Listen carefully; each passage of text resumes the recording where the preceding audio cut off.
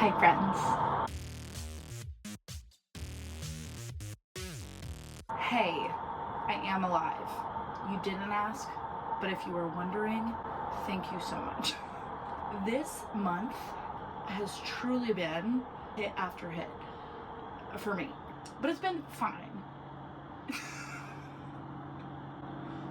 I feel like I'm being dramatic. Do feel like I've just taken a couple hits this month in terms of like really just like my personal health, which got in the way obviously of my extracurricular here and talking with you all, sharing what I've done with you all so far in residency, and I was really excited about this month. And if you have seen my last video, I talked about just like how pumped and excited I was to be at the NAME 2024 conference in Denver. Still kind of living in that headspace. It was truly like the coolest experience, and just to meet so many like-minded people and be reminded how awesome my dream job is, and the job that I have told myself I have wanted to do since I was a kid. To just know how cool it is, how full of awesome, cool people it is it was just everything I needed heading into my month of autopsy, which was incredible. It was incredible. I have never been more excited to wake up and go to work. I could stay on autopsy service for the entirety of my residency and be the happiest gal in the world, and I think that that is such a good and reaffirming sign that this is the job for me.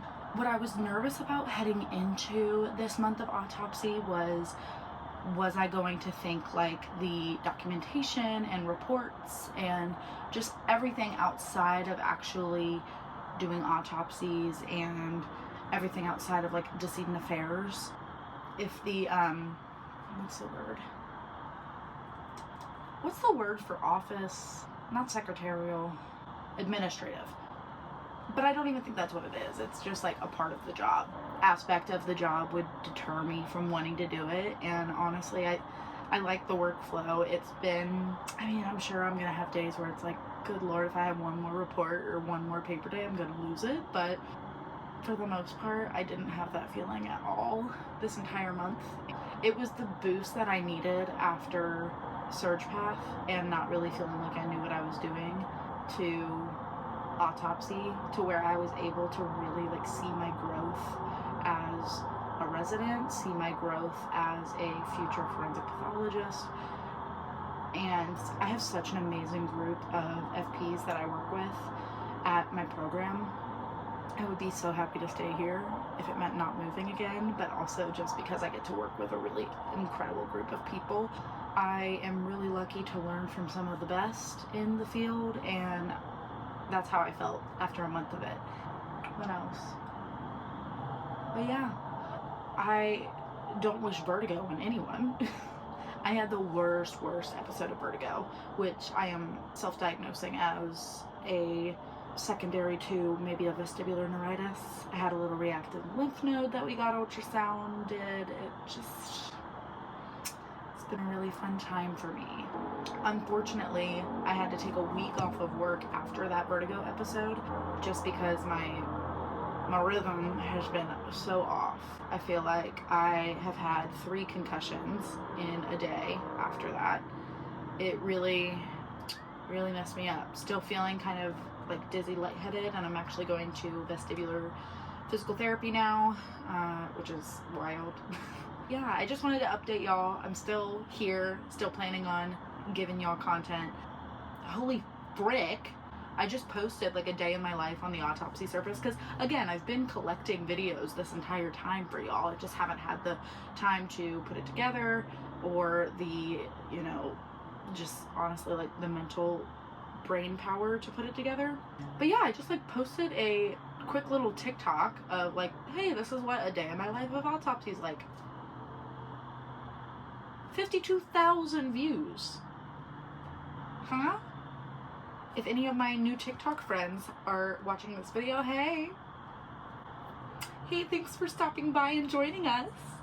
But yeah, if y'all have any questions, been answering a ton of questions from the TikTok. I'm happy to do more of like a in-depth steps to pursue forensic pathology, kind of like an overview of my journey, if that would be helpful. So y'all just let me know if that would be something that you're interested in. I'm happy to do it.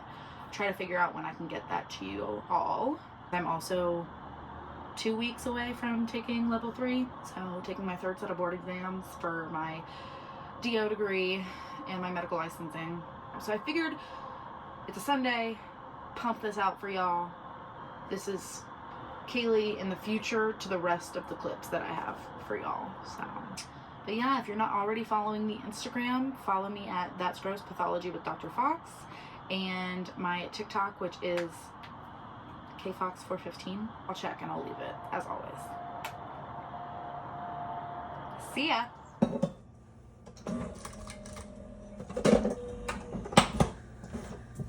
Good morning. Just making some coffee. I'm gonna do my car breakfast, my car brekkie. But yeah, I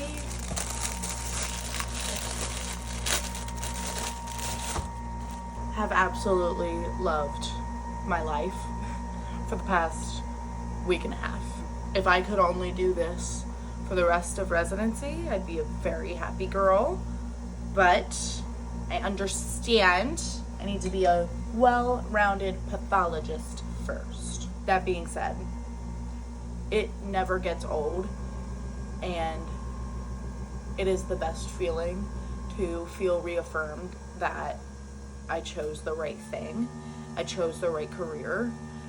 Because I give myself a lot of shit sometimes, especially through med school. I was just kind of like, why would you listen to an 8-year-old tell you what to do? Because I would watch Dr. G's show when I was 8, and I was just like, wow, that's so cool. And I think I want to do that job. And then I just never thought about anything else. So I would give myself a lot of crap throughout med school when it would get hard, and I'd just be like, oh my God, I could have done literally anything else, to be honest. And it's moments like these, and especially now, because I feel like I'm so much closer to the end of all of this training, it's just the coolest feeling to feel like this is what I'm supposed to be doing for the rest of my life. And I've done the work, and I'm doing the work that is necessary for me to do that. And now I'm like so much closer than I ever have been. So it's a very cool feeling. I'm running a little bit late, so I'm gonna go ahead and toss these waffles in the toaster, and I will catch y'all later.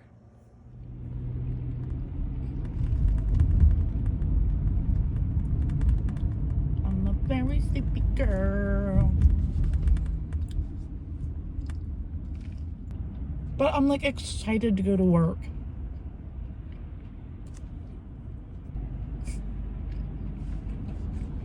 It's the best job in the world.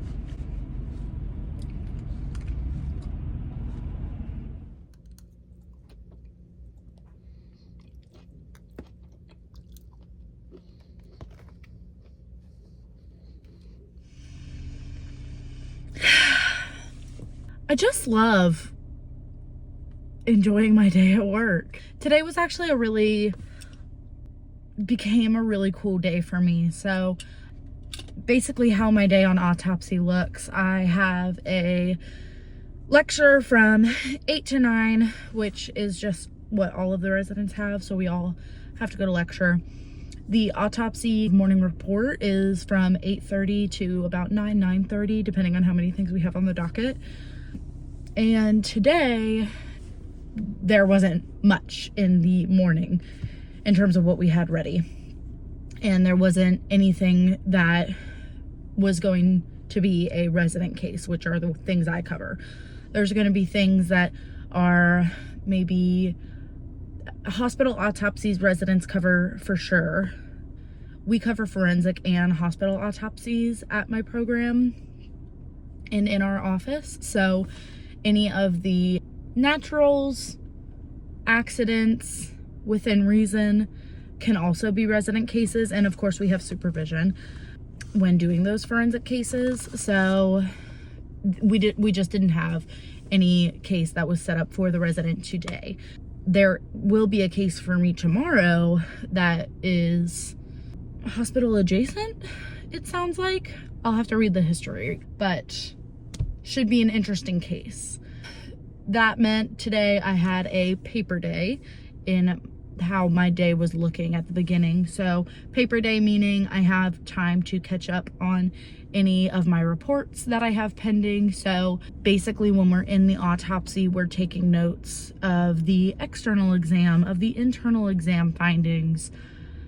Within the report, there's also your provisional diagnosis for hospital autopsies, which gets, I believe, sent to the clinic team or shown to the family. In my state, we have to get those provisional diagnoses out in I think about 48 hours, but I could be wrong.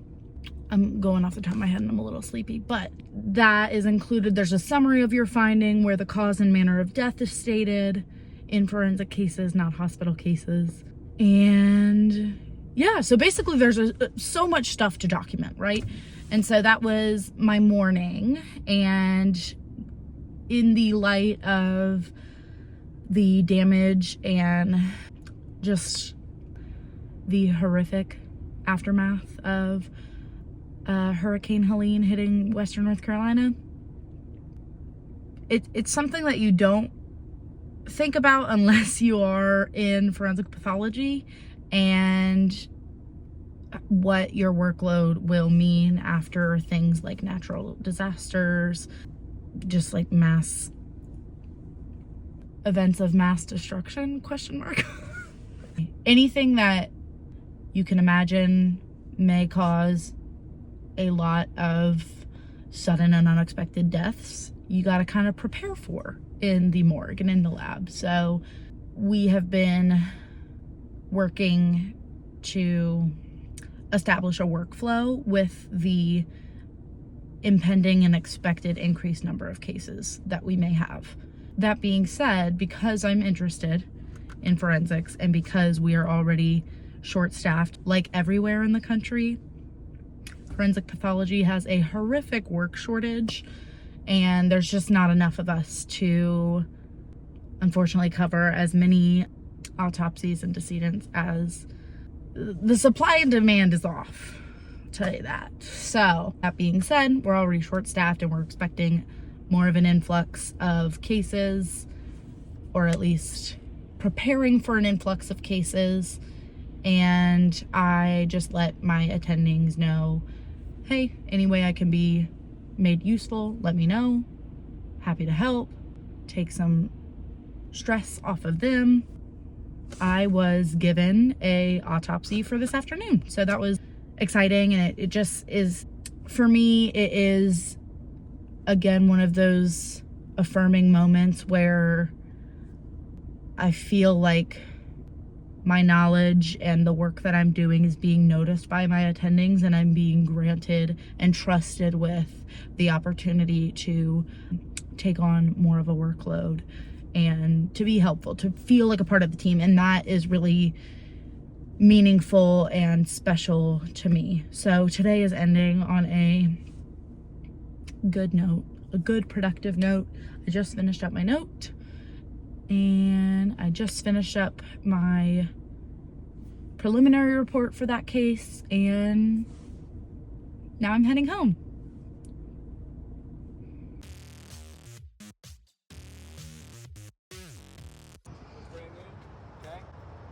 Hey gang, this is Dylan. Face reveal. This is my boo. Welcome to the vlog.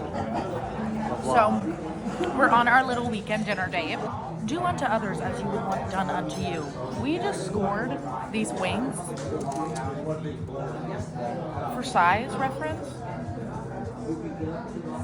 for free $99, because we were nice to our server and the person who ordered them was not nice. So their wings are coming out later while we eat theirs. Cheers to that.